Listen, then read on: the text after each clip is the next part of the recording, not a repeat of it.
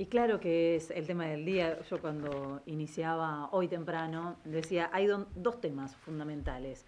Por un lado, Vicentín, pero con otra perspectiva que es muy diferente de la que ofrecen hoy los medios del poder. Y por otro lado, la causa por espionaje ilegal, que debería ser escandalosa, y no vimos información acerca de esto en muchos medios. Hoy cuando repasábamos temprano las principales noticias, exceptuando los mismos de siempre, ¿no? Página 12, por supuesto, lo tiene en tapa. Vuelvo a Vicentín. El fallo del juez Lorenzini, para algunos fue muy sorpresivo. De todas maneras, aseguran aquí y allá que es objetable, que es un mamarracho, dicen muchos, que es insólito, pero hay que reconocer que resultó eficaz porque derivó rápidamente en una propuesta diferente a la expropiación. En realidad cuenta que mientras pensaban en llevar esa propuesta, se encuentran con esta salida del juez. Suspicacias aparte.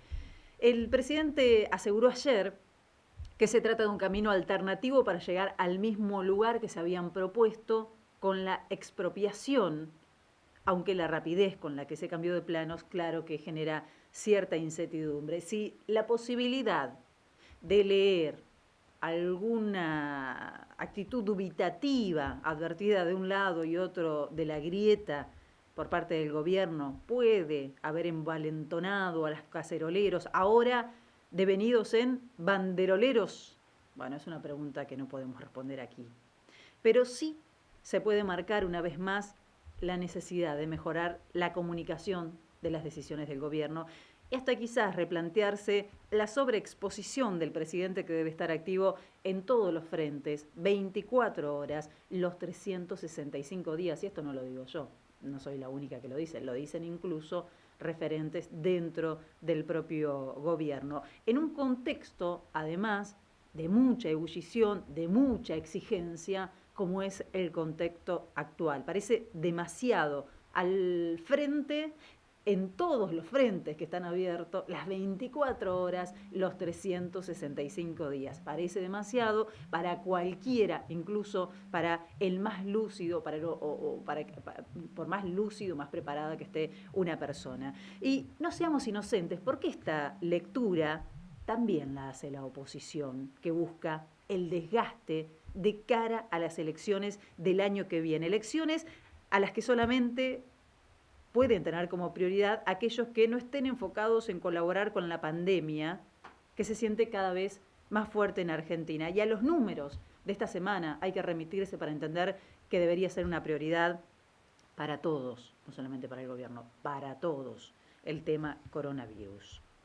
El repertorio de consignas y de ideas de los manifestantes del sábado resultan agrupadas, verlas, ¿no? Agrupadas, desconcertantes, disparatadas.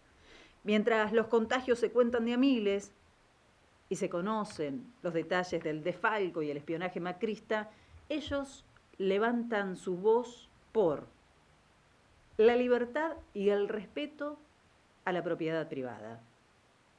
Insultos a la vicepresidenta.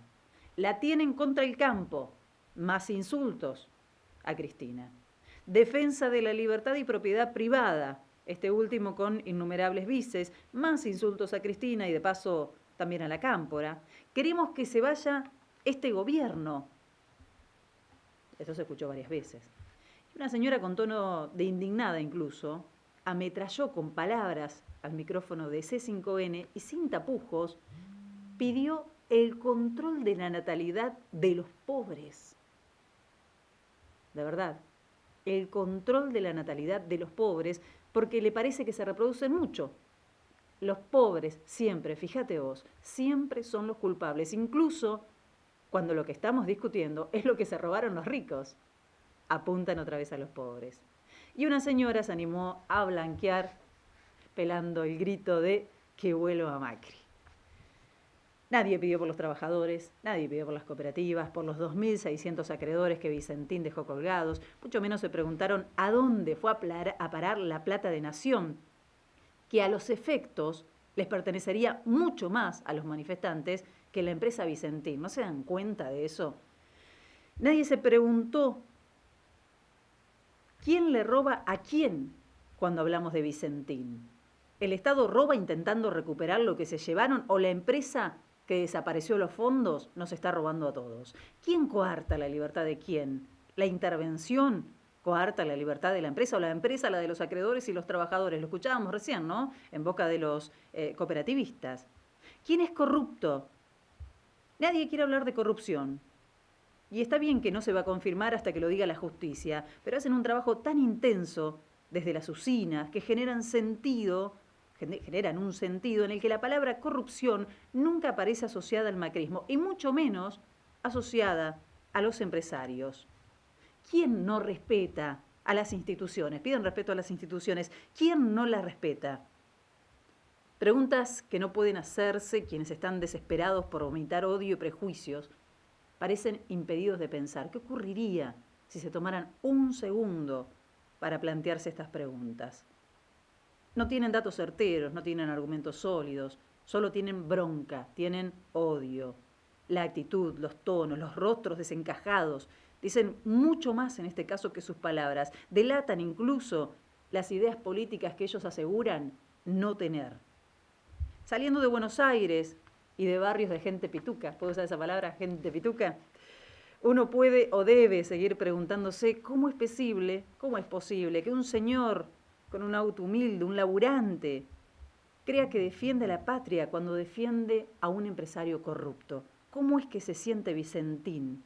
¿Cómo es posible que la empatía le nazca pensando en el empresario que fugó millones y por ende le expropian la fábrica y no con los laburantes? Y otra vez, la mirada vuelve sobre la cuestión concentración de medios y preponderancia de la agenda informativa que construye el poder real en la Argentina. Es inevitable. Podemos hacer como que el problema no existe, pero está claro que esto no soluciona nada. Hoy los medios de comunicación no hablan de esta noticia. Hay un detenido, hay un primer detenido por la causa de espionaje durante el gobierno de Mauricio Macri. Estaba abocado a espiar a la actual vicepresidenta. Es gravísimo. Había micrófonos en las cárceles. Parece que nada de esto importara. La discusión por Vicentín, de todas maneras, representa mucho más que solamente Vicentín. Es decir, no solamente estamos discutiendo lo que tiene que ver con esta empresa, seguimos discutiendo qué modelo de Estado, de gobierno, de sociedad, de empresas pretendemos. En Vicentín, además, está latente la posibilidad de empezar a mirar con otros ojos la responsabilidad que tienen los grandes empresarios en lo que ocurre en el país, la posibilidad de empezar a por lo menos visualizar los actos de corrupción o de desmanejos de fondos públicos en manos del sector privado. Un logro de esa agenda del poder y de la oposición es sin dudas, se mezclan, ¿no? Están juntas la agenda del poder y la oposición, es sin dudas haber dejado fuera de la agenda la escandalosa transferencia de fondos del Banco Nación a la empresa que fue de las principales aportantes a la campaña de Cambiemos. Hoy La Nación habla de la vuelta de Mauricio Macri a la escena política. Nada se dice de todo esto, nada quieren preguntarle de todo esto.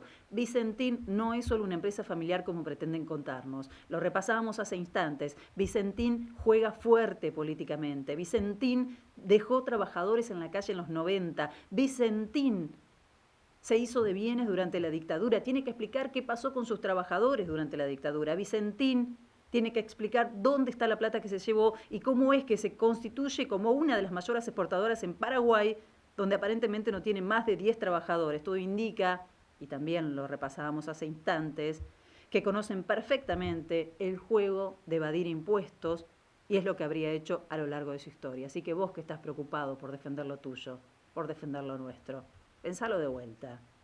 Discutimos a través de Vicentín en qué país queremos vivir. La pulseada es con aquellos que a ultranza ejercen la defensa de ese modelo de país en el que la mayoría debe respetar el poder de una élite que arrogante insiste en que no tiene que darnos explicaciones de nada, que controla no solamente los principales medios, también tiene un partido político que fue gobierno y por si hace falta, tiene jueces. Y si no los tiene, te cuentan, a la larga los consiguen. Y parece que esta vez no fue la excepción.